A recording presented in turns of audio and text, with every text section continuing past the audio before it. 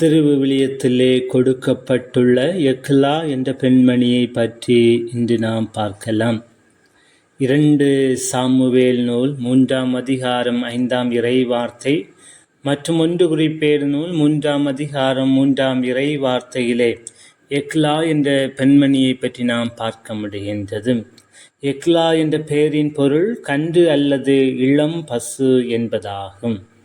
எக்லா தாவீது அரசரின் மனைவியும் இத்ரேயாமின் தாயும் ஆவார் என விவிலியம் நமக்கு சுட்டி காட்டுகின்றது.